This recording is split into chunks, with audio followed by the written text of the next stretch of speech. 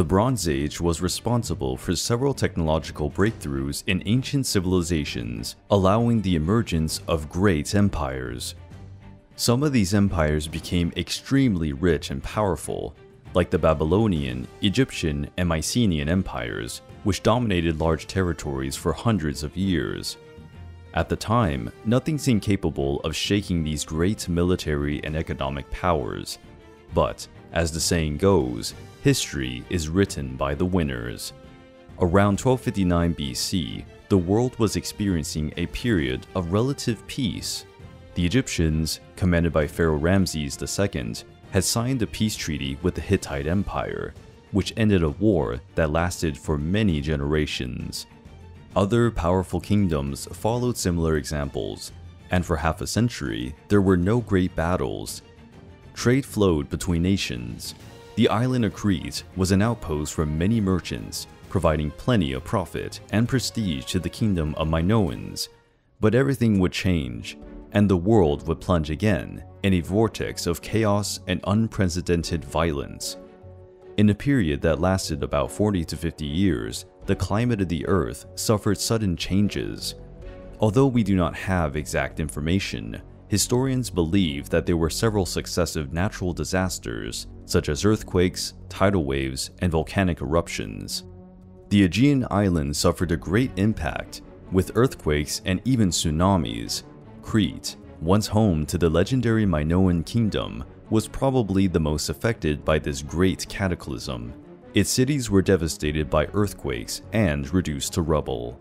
Climate changes also caused periods of drought in Egypt, Israel, Phoenicia, and part of Anatolia.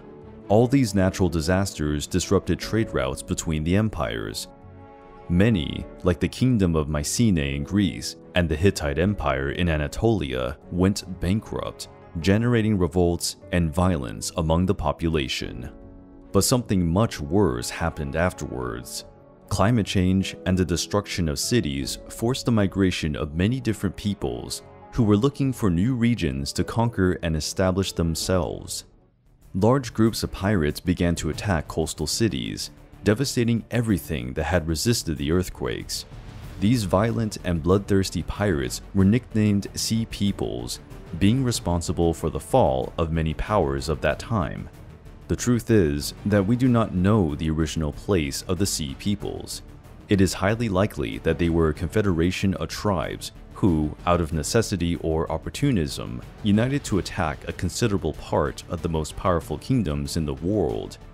The few contemporary sources left by the Egyptians and Hittites refer to the Sea Peoples by the name of Shurden, which may suggest that these pirates were from the islands of Sardinia and Sicily. Another hypothesis is that the Sea Peoples originate from the coastal tribes of western Anatolia, having organized themselves as a single horde to attack the continental kingdoms. The fact is that, at the end of the Bronze Age, the Sea Peoples attacked almost all the kingdoms that could be invaded by the sea. The Minoan kingdom, which was already very weakened, was an easy target for the pirates, who killed a good part of the island's inhabitants and destroyed the remaining cities. In Anatolia, the situation was not that different. The Hittite Empire, which was already quite fragmented, was shattered, even being completely extinguished due to the sudden attacks on the pirates.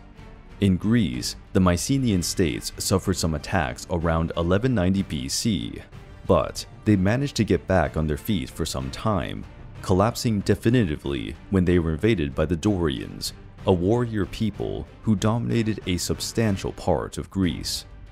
Egypt was one of the few empires that sustained the attacks of the Sea Peoples due to the enormous military skill of Pharaoh Ramses III, who expelled them definitively from his lands. The Assyrians were the least affected by the calamities. In a way, they were able to take advantage of the weakening of the neighboring kingdoms, further expanding their domains and beginning the Middle Assyrian Empire period. Although we know little about the Sea People, they had an enormous reputation as warriors and navigators already in antiquity. During the Battle of Kadesh, between the Egyptian and Hittite forces, the Shurden mercenaries were hired to fight for both sides, which proves that these coastal warriors were renowned. But not all the invaders of the Sea Peoples wanted only to plunder the decaying cities. There is a theory that some groups established permanent settlements on the coast of the ancient Canaan. The new inhabitants of the region became known as Philistines, a name well known in Old Testament biblical stories. Natural disasters caused the fragmentation and decay of the Bronze Age, but the Sea Peoples were responsible for the final blow to many empires. Another reason that made it impossible for the empires to recover was their highly centralized systems of government, where direct intervention by kings and emperors was necessary to solve all territorial issues. Because of the collapse of the Bronze Age, the world entered a kind of dark age, which we know little, but it was certainly turbulent and full of violence. New kingdoms were gradually organized during the Iron Age, with new models of government and armies composed mainly of well-equipped infantry. Around 750 BC, arts and writing began to resurface among the Mediterranean peoples. It is also during this period that the history of classical Greece and Rome begins. The Bronze Age had come to an end, and with it, an era of great discoveries, powerful empires, and legendary heroes, which become part of the history of the past. But it is important to remember that, without the Bronze Age, humanity would not have developed as we know it. We must be proud of the heritage left by our ancestors.